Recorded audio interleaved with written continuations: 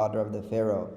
We also saw the punishment of those that delay their salahs, the punishment of those that don't give zakat, the punishment of those that are like sitting on roads and blocking pathways of people, the punishment of those that don't guard their trusts but want to take on more responsibility. We also saw the reward of those that go in the path of jihad. And then we also saw the punishment of khatibs, speakers, right, that command other people to do good but they forget themselves. We also saw the punishment of a person who utters a word and he doesn't really care about what he's saying, right? He says big things, but he doesn't realize that those things that he's saying, Allah will judge him for. We also saw the punishment of the one who eats riba. And then we also saw that the Prophet ﷺ was shown Musa ﷺ praying in his grave. So all of these were 13 things that the Prophet ﷺ saw on the journey of Al-Isra, and these are mentioned in different books of Ahadith. Now, today, the Prophet ﷺ reaches Al-Masjid Al-Aqsa, he reaches Jerusalem, and this part of the journey is the journey of the earth. Right now, the Prophet ﷺ has not entered any celestial realms, there's no samawat, there's none of this stuff. There's no heavens, none of this stuff. It's straight from Mecca to Jerusalem. وصل النبي صلى الله عليه وسلم وتقول كتب السيرة وصل إلى المسجد الأقصى ووجد أن الأنبياء قد جمعوا له احتفاء به وإكراما له صلى الله عليه وسلم. That the books of Sirah say that the Prophet صلى الله عليه وسلم arrived at Masjid al-Aqsa, and there he found that all of the prophets were gathered for him in order to honor him, in order to magnify him, in order to ennoble him sallallahu alaihi wasallam. And with the Prophet sallallahu alaihi wasallam was Jibreel. فقربه سيدنا جبريل ليصلي بالناس إماما بالأنبياء صلى الله عليه وسلم. That Jibreel, he pushed the Prophet sallallahu alaihi wasallam forward in order for the Prophet sallallahu alaihi wasallam to lead all of the prophets in prayer. Now, this prayer that the Prophet ﷺ is about to pray, it is mentioned in various books of hadith, including Sahih al-Bukhari, Sahih Muslim, in Musnad Imam Ahmad, Shu'ab al-Iman of Imam al-Bayhaqi. All of the books mention this. But they all have slight differences here and there. So from amongst the first of these hadith is the one that's narrated in Sahih Muslim, which is narrated on the authority of Abdullah ibn Mas'ud radiyallahu anhu, in which he said that the Prophet sallallahu alaihi wasallam said, فَحَانَتِ الصَّلَاةِ فَأَمَمْتُهُمْ. That the salah time came. Hana yahinu means for salah to enter, right? Like, what time was Maghrib today? 7:47, I think, right? So we'd say Hanat as-salah at 7:47. So that's what happened. فَأَمَمْتُهُمْ.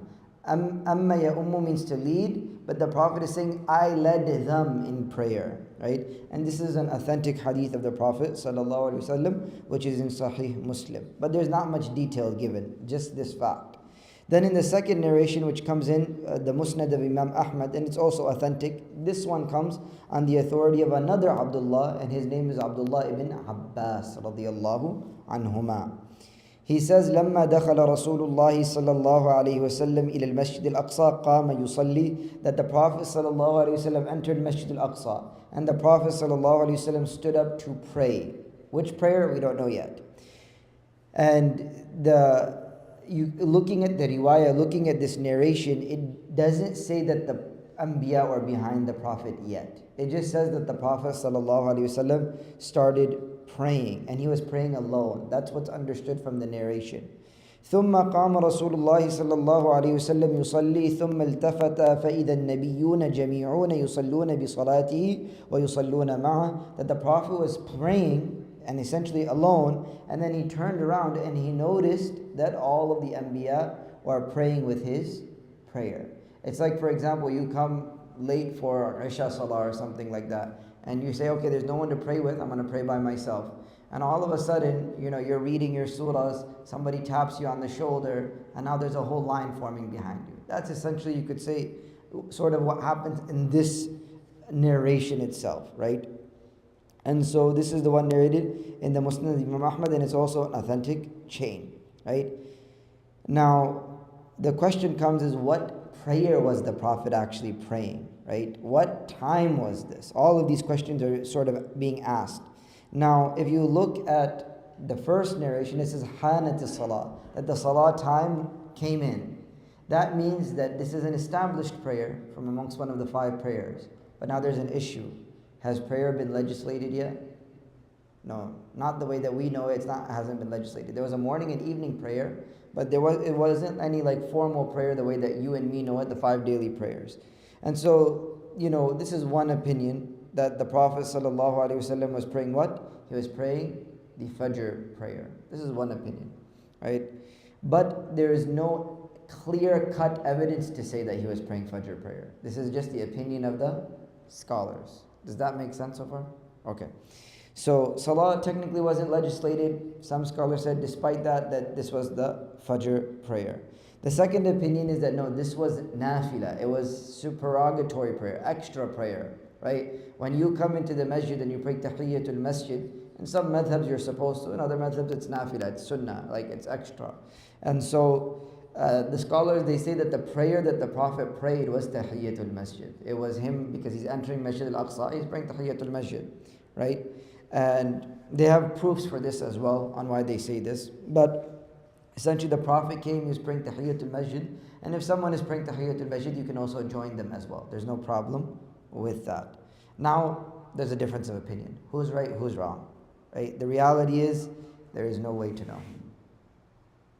There's no way to know because the narrations don't mention it. The only thing that is agreed upon unanimously is the fact that the Prophet ﷺ led the Anbiya in prayer. There are proofs to which prayer it is. Like for example, someone might say, well, it can't be Fajr Salah. Why can't it be Fajr Salah? Because if the Prophet prayed at night and he arrived at night, there's no Fajr Salah yet. That's one approach. The other approach is that, okay, but did he actually pray before he went up or did he pray when he came down? And we'll discuss that as well. So all of these details have to be discussed, but we'll go in order. Now the scholars, they say that this event of the Prophet leading the Anbiya in prayer, what's the point of it? What's the significance of it? And this is where the real talk happens. Because we all know this. Up until now, we've all heard this growing up that the Prophet led the Anbiya in prayer, but what's the significance? The significance, the scholars, they say, is إشارة إلى أن الأنبياء جميعا سلموا له القيادة والرياضة في إمامتهم. That all of the prophets unanimously agreed and submitted to the leadership of the Prophet sallallahu alaihi wasallam.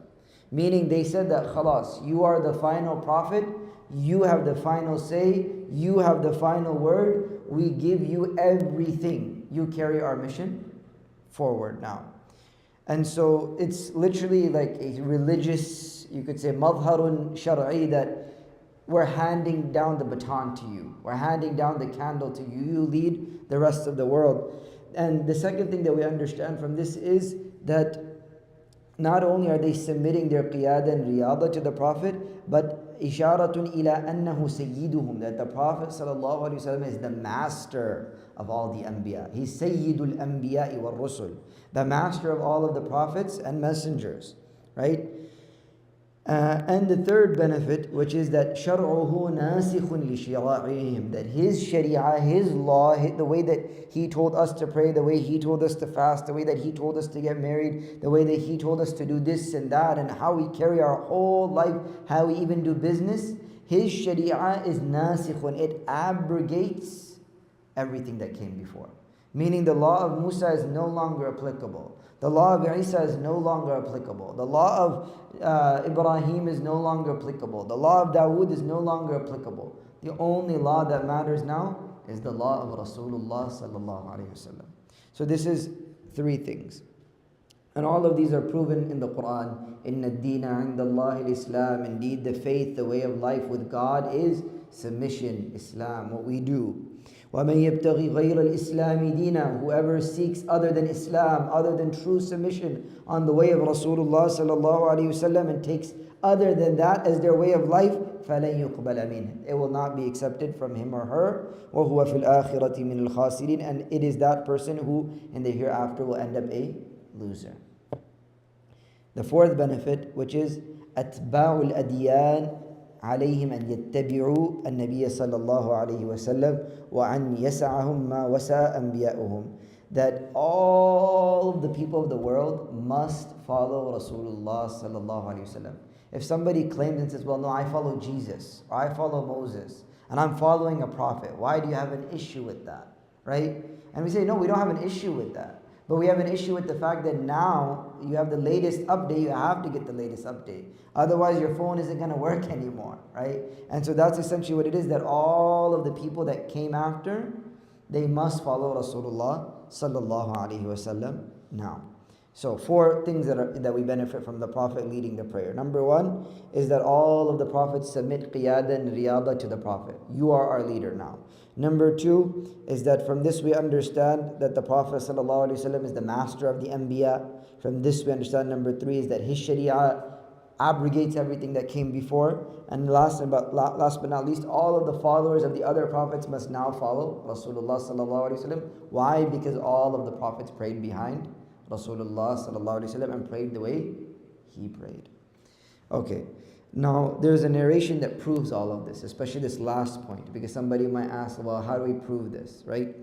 So this narration has two parts to it. One part is in Sahih Muslim. It gives us the context that the Prophet ﷺ led the people in Maghrib Salah, and after Maghrib Salah, the Sahaba actually used to sit in the masjid, and they used to do dhikr, they used to read Quran, they used to attend durus, lectures, halaqat. That was their normal practice between the Maghrib and Isha prayer, because during the daytime they would work, right?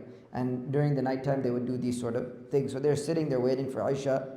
And Jabir radiallahu anhu, he says that Umar radiallahu anhu came to the Prophet sallallahu alaihi wasallam and he said to Rasulullah sallallahu alaihi wasallam, Ya Rasulullah, inna nasma'u ahadith min Yahud tu'jibuna aftara an naktuba ba'daha. That Umar, he says that indeed we hear, stories, statements, narrations, events from the Jews. And some of these things, they surprise us, like they're interesting. They're unique, right? The Quran generally, the way that the Quran works is that they'll give you the facts. It'll give you the important details and it won't go into random, superfluous details, right? It'll tell you the main things. Like it doesn't go over the whole life of Ibrahim, but it goes over select parts of Ibrahim, select parts of Musa, select parts of the life of Isa, the most important parts. But the way that the other books work is that there's a lot of detail, like, oh, what color was his hair, what color was his beard, what color was his nose hair, like everything, And so, when you're reading as a Muslim, you like history. Umar liked history. He was a scholar in his own right. And so he's like, it's surprising. Can we, write some of it down, Ya Rasulullah? And so the Prophet sallallahu alaihi wasallam, he said, أَمُتَهَوِّكُونَ أَنْتُمْ كَمَا تَهَوَّكَتِ الْيَهُودُ وَالنَّصَارَى. That, oh Umar, are you surprised like the way that the Jews and the Christians are surprised? Or another translation of this is mutahawwik, means that do you have tahayyur? Are you hesitant about believing in the Quran?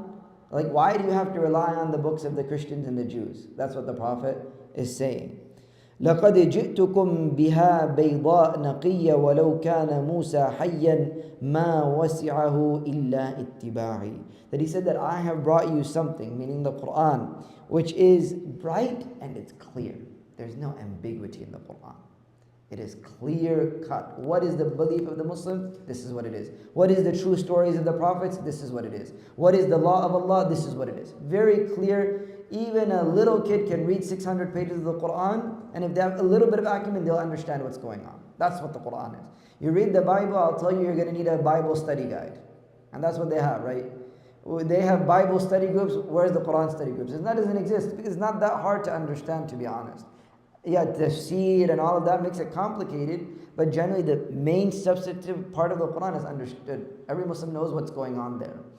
And so the Prophet said, I brought you something bright and clear. You don't need anything else. And if Musa was alive today, مَا وَسِعَهُ إِلَّا اتِّبَاعِي, that he would have no option. مَا فِي وُسْعَ, he would have no wus'a means to be wide and be able to spread your arms. He would not even have that ability to spread his arms, except that he would have to be amongst one of my followers, right? And so from this we establish that all of the prophets, when they prayed behind the Prophet, they're sort of sending a message to later generations that, hey, you have to follow Rasulullah sallallahu alaihi wasallam. And the other thing that the Prophet ﷺ said, there's another narration of this. The first one was mentioned in Shu'ab al-Iman. There's another narration which is mentioned in another hadith book. The Prophet ﷺ, he said that do not ask them about anything, because if they tell you something and it's true and you say I disagree, then you've done kufr. And if they tell you something is false and you end up believing in it, what happens?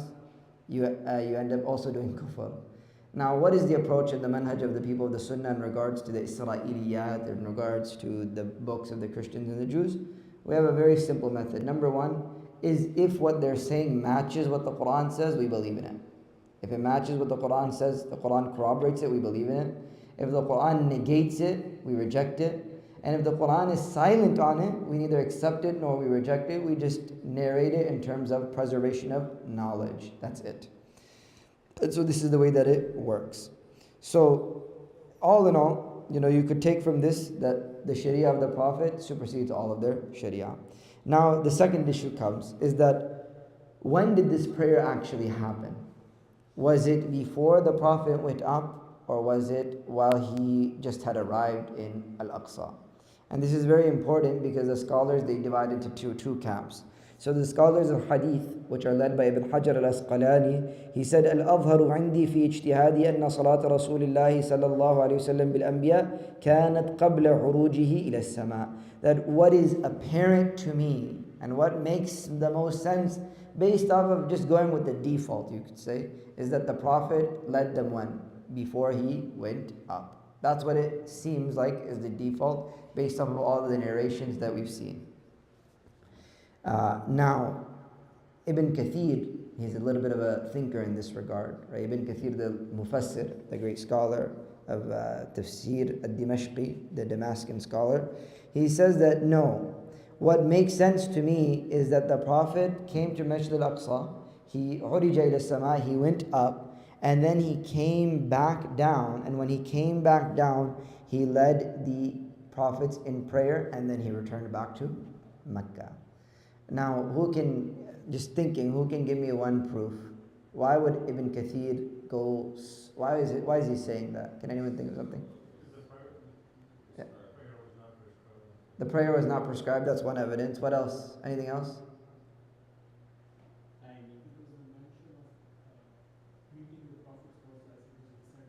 Good. Yeah. Anything else? Yeah, good. So all you guys got all the proofs. So number one was that Fajr had not entered yet. So it's the nighttime. Number two is that prayer hasn't been mandatory in the way that you and me understand it, right? Even though there's morning, evening prayer, stuff like that. The third thing is that, the logical thing that Ibn Kathir argues for is that, look, when he meets all the prophets in the different levels, it's as if he's meeting them for the first time. Now you and me know when the Imam is leaving the masjid, if there's people sitting, he's going to at least say salam to like 10 people before he's able to leave, right? And so the reality is that Ibn Kathir, he argues that there's no way that he could have, prayed with them and then gone up and then met them as if it was the first time. He would have had to meet them up there, and then he would have to have prayed with them. And both of these opinions are there. Neither have a dalilun qat'iyyun, neither has a clear-cut proof. What are the proofs based off of? Logic. And so obviously logic only goes to a certain limit. You can't really use logic to prove historical facts, right? You can sort of, how we use the three evidences. Then Ibn Hajar will say, well, no, most of the hadith, they sort of allude to the idea that the Prophet ﷺ prayed first and then went up. All these arguments can be made, but the reality is there's no dalilun salih. There's no clear-cut evidence. Most of it is on what we call ghalabatul dhann, on what we think, 90% you could say. 90% it's this, right? And so both of these opinions are there, but does it really matter? No, it doesn't matter. The Prophet led them in prayer. Now the third thing is, لماذا كان الإسراء من المسجد الحرام إلى المسجد الأقصى؟ ما هي أوجه الربط بين المسجدين? Why was this journey from Mecca to Jerusalem? Why was it from Al-Masjid al-Haram in Mecca to Jerusalem? Why not from Medina? Why not from somewhere else? Why from specifically Mecca? What is the relationship between these two masjids? And so, somebody could argue that let's do Medina to Jerusalem to Samawat. But what happened is Mecca to Jerusalem to Samawat. So the ulama, they talk about the ties between these two masjids. And before I get into the classical things that they mention, I want to talk about the things that are relative to our time. The scholars, they say that one beautiful reason why Mecca and Jerusalem were chosen was to show people that any threat on Mecca is a threat on Jerusalem. And any threat on Jerusalem is a threat on Mecca. But unfortunately, that fact has become forgotten by the Muslim world, especially those that are the caretakers of the Haramain today. That they don't understand that if today Al-Aqsa, you can't pray Taraweeh there, then tomorrow they're going to come for Masjid al-Haram. They're not going to wait. Right? They're coming for you. And so this idea of showing that established line is very, very important. And the scholars, they warn about this connection. And they say that these things are not isolated, but something bigger is happening. And so when Al-Aqsa is occupied, it's not a Palestinian issue. Right? People love to paint it like that. And sometimes even Muslims paint it like that. But it's an issue for all of the Muslims. It's an issue for all of the followers of the Anbiya. And, we can argue that it's a Palestinian issue, but at the end of the day, from our perspective as Muslims, it is rejected. We say that no, this is the issue of the whole ummah. And then you could say it's also an issue for humanity as well. But it's not for a specific shab or a specific group of people. We say that this place is important for the entire ummah, the way that Mecca is important to the entire ummah. Right? Nobody in here is going to be like, Saudi Arabia is important to me. Nobody's going to say that. What are they going to say? Al-Haramain is important to me. That's what it is. And so, unfortunately, we live in a society where if you ask people, hey, tell me a little bit about Jerusalem, nobody knows anything. That was one of the qiblas, many prophets there. That's all we know, right? And the Palestinians are, being oppressed by the Zionist Israelis, right? Some people cannot even distinguish between the Sakhra, the Qubbat Sakhra, the stone versus the Masjid al-Aqsa. They don't know the difference, right? Many are unaware of the history of the Zionist project that has been going on for 73 years. We don't know anything about it, right? Let alone the stories of the Anbiya and the prophets that, lived there and were born there and died there, right? All of this is unknown to us. And so the claim that this project is only about changing Palestine, right? Some people say, the Zionists only want Palestine. This is not true. They don't only want Palestine. Allah subhanahu wa ta'ala shows us that by saying, Subhanalladhi asra bi'abdihi laylan min al-masjid al-harami ila al-masjid al-aqsa. Allah ties both of these places together in one ayah. There's rabt baynahuma. There's a connection between these two places. Now, Muslims, they're urged to understand that the danger to one place is a danger to another place. And I'll share with you some points that you can think about. And this isn't even from us. This is from the Israeli, Talmudic, Zionist books. David Ben-Gurion, when he reached Jerusalem, he spoke to the Fityan, the youth of the Zionist Jewish community. And he said that we have conquered Al-Quds. We finally made it to Al-Quds. Now we are on our way to Yathrib. Where? On our way to Yathrib. What's Yathrib? Medina. Right? The greater Israeli project. Right? The greater Zionist project. So that's what we're on our way to. They remember. They know the history. They're going to act like it's clueless. You put it in ChatGPT, it's not going to tell you anything. But they know their history. They know that they were kicked out. They know that they betrayed the Prophet. They know all of it. And they want to get all of that land back. Golda Meir, there's statements of his, again, these are all Zionist figures. He says that he was expressing longing for the Hijaz. What's the Hijaz? The Hijaz is the area of Mecca and Medina. And he used to say, "La ashummu ra'ihata ajdadi fil Medina," that I smell the fragrance of my forefathers in the city of Al-Medina. And today, again, I'm not trying to make this political. Today, you actually see pictures of rabbis standing in Medina. There's pictures there, right? And so they're not slowing down. They have a big long project there, and so it's very important for us as the ummah to understand الربط بين هذا المسجدين, the connection between these masjids, that just like Mecca is important to us, Masjid al-Aqsa is also important to us. Now this is sort of the modern, you could say, commentary. Now the classical commentary, the scholars, they say that the connection between these two places is, number one, both of them serve as a qibla, as a place of direction. At least one was historically a place of direction for the ummah, and the other one is the current qibla, which is Makkatul Mukarramah. How do we know this? Because the Prophet ﷺ, he said, لا تشد الرحال إلا إلى ثلاثة مساجد, مسجد الحرم ومسجد الأقصى ومسجد هذا. That the Prophet ﷺ said there are only 3 masjids in which an animal can be mounted to travel towards. Meaning, like, you can, if somebody's like, oh, I'm going to go to so-and-so country to visit masajid, the Prophet is saying you're not allowed to do that. So there's only 3 masjids you're allowed to do that. One is Mecca, one is Medina, and one is Al-Aqsa, right? Now, somebody says, Bashir, we love to go to Turkey to go see the masjids there. No. Make your intention to go to Turkey to see the turath of the Muslims, the history of the Muslims, to go see the culture of the Muslims, to support Muslim businesses, to go maybe even impress on the Turkish people, the deen, right? Because some of them unfortunately are influenced with secularism. Show them that you can be modern and also be Muslim at the same time. Go with all of those intentions. And then if you happen to go to the masjids, no problem. But don't be like, Sheikh, I'm going to Turkey to go visit the Blue Mosque. The Prophet ﷺ said not for us not to do that, right? That shouldn't be our intention, right? And so these are the 3 masjids that we're allowed to do it for. So both of these were qibla.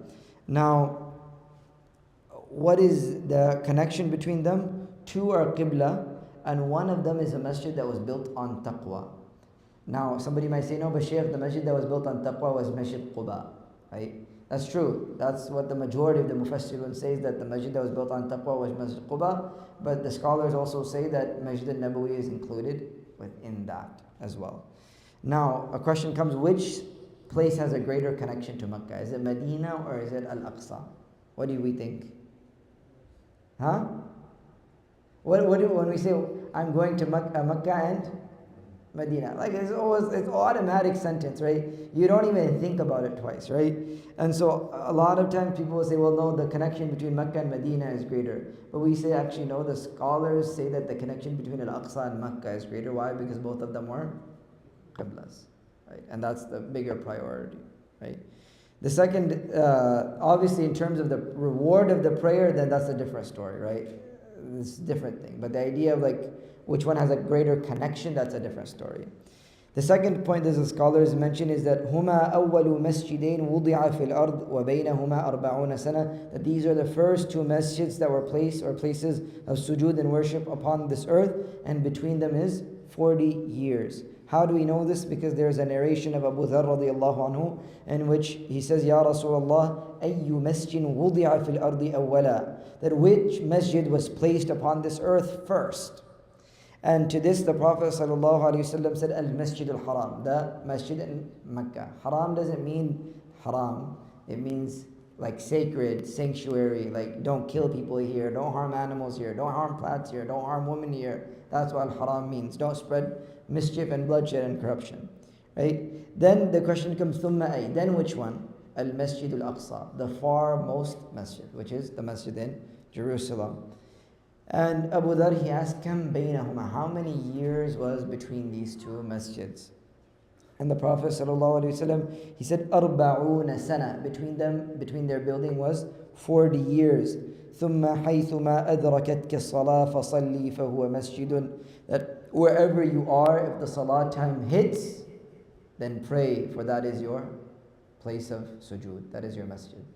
Why? Because for us, we're not like the previous religions. We can pray anywhere as long as it's not the bathroom, right? So you can pray anywhere, any part of the earth is allowed for you to pray. As opposed to other religions, you have to go to a specific temple, church, whatever it is. But we only just go to that masjid. Now the third thing is, who built Masjid al-Haram? And who built Masjid al-Aqsa? So there are a lot of different opinions. One opinion is that the Malaika did it. One opinion is that Adam did it. One opinion is that Ibrahim did it. Now, all of these are opinions at the end of the day, right? The scholars, they say that what is apparent to us is that Adam is the one that built both Haram, the one in Mecca, as well as Masjid al-Aqsa. He did both. And the reason why they say that is because the fact is that between 40 years means that there can only be one builder, right? There has to only be one builder, especially because the people at that time lived very, very long lives, right? And so the reality is that there can only be one builder. Now, my personal opinion is that Adam laid the foundation for Masjid al-Haram, but Ibrahim is actually the one that built it, right? That's my opinion. You can disagree, there's no problem. At the end of the day, there's no way of confirming or denying who's first and who's second and who's third. We just know that from these are the lists of people that built it. Now, the one beautiful question comes is, if you're in Masjid al-Aqsa, where is your Qibla? Huh? Mecca. So even at that time, if you are in Al-Aqsa, your Qibla was the Kaaba, right? And so this is another important, nice fact, right? And so this is why in the ayah, Masjid al-Haram comes before al-Masjid al-Aqsa. All of these are things that the Mufassirun take out and gems and stuff like that. Now, one last thing that I want to finish with, and this is very, very, very, very deep and very, very beautiful. We read in Surah Salat al-Maghrib, Surah al-Teen, right? وَالتِّينِ وَالزَّيْتُونِ وَطُورِ سِينِينَ وَهَذَا الْبَلَدِ الْأَمِينَ. That Allah swears by 4 things. The first thing is the teen, which is the fig. The second thing is zaytun, which is the olive. Turi Sinin is a mountain in which country? Huh? Egypt, yes, Mount Sinai. The fourth thing is وَهَذَا الْبَلَدِ الْأَمِينَ. What's الْبَلَدِ الْأَمِينَ? Huh? لا أقسم بهذا البلد. That's another. It's Mecca. Mecca, right? Okay, so 4 things. Teen, fig, zaytun, olive. Third thing, Mount Sinai. And number 4 is Balad al-Amin, which is Mecca. Ibn Jarir, rahimahullah, the great mufassir, Ibn Jarir al-Tabari, one of the oldest mufassirun from the compilers of tafsir, he says that over here in the first ayah, Allah is swearing by the fruit. The fruit. So, fig and olives. Ibn Kathir says, no. That's not the maqsad. He might be on the outside, it looks like he's swearing by fruits. But what Allah is actually swearing by is the place where these fruits are from. Where are these fruits from? Sham, Palestine, right? So wattini was zaytun. Like when you think of Palestine, what do you think? When you think of Syria and Lebanon and the Levant, you think olive oil. You go to international market, all of the olive oil is from that area. It's Syria, Jerusalem, Palestine, Nablus, all of these areas, right? And we all know that the best figs are the ones from that part of the world, right?